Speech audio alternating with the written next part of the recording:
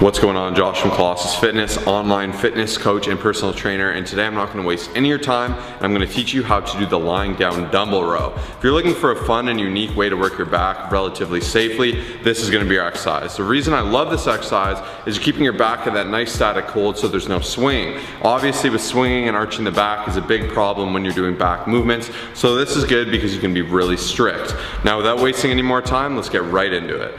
So first and foremost, you're going to want to set up your bench. As you can see, I have it about 40 degrees. I find that's the magic number for me. It really depends how lanky you are and how long your arms are, and that will kind of change how much you can really stretch out. So the goal here is you're going to position yourself. You're going to see I'm going to retract my scapula, so I'm pulling those shoulders back, getting myself postured. When I'm doing this, I'm protecting all the little vertebrae in my spine by condensing them. There's a little bursa in between each spine, and when you have it padded and contracted backward like that, you're protecting your back. This is something you can use for any exercise, not just this one, so keep that one in your mind at all times.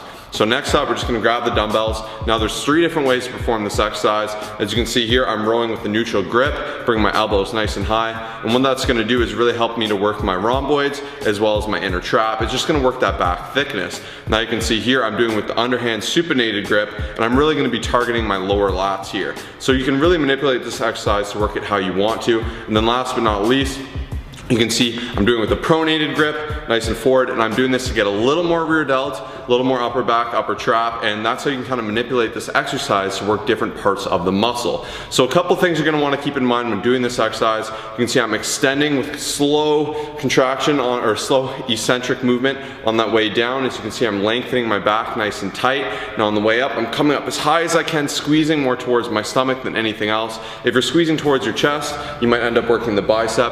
That is a common mistake I see quite often. So you want to pull it all the way in, nice and far back, stretch it out, keep that control, and really focus on tempo here. I like a slower tempo. Your goal here isn't to use the heaviest weight you can like you would with a barbell row. Just work on good contraction and good control, and that is how you're going to get the most out of this exercise. Now let's move into 3 common mistakes I see people making.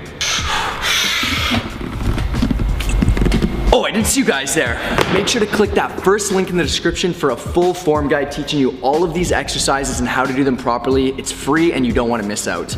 So common mistake number 1, I see so many people stopping short of actual full extension. Because this is a controlled state, you have the bench stopping you. When you're doing a barbell row and you're extending all the way down, typically your shoulders will roll forward and you put your lower back in a vulnerable position. But here you can actually really focus. The best cue I have for you guys is extend all the way down and try to reach your arms or your fists, sorry, right to the ground, and you'll get full extension and the most out of this exercise. And number 2 common mistake I see a lot of people doing is using way too much weight for this exercise. If you want to go really heavy, do a Yates row, do a barbell row, a Pendlay row, whatever it is, but save this exercise for the very end of your workout. Focus on the isolation and the contraction, and you'll see some crazy results with it. So this one is all about mind-muscle connection. I could do this exercise all day and not feel anything in my back or not see any back gain. So really focus on squeezing the top for a second or 2. Focus on what feels best for you. Aim to drive those elbows all the way up towards the ceiling and you'll see the best results possible. Thanks for watching. Hopefully you enjoy this content. Subscribe if you're new to the channel.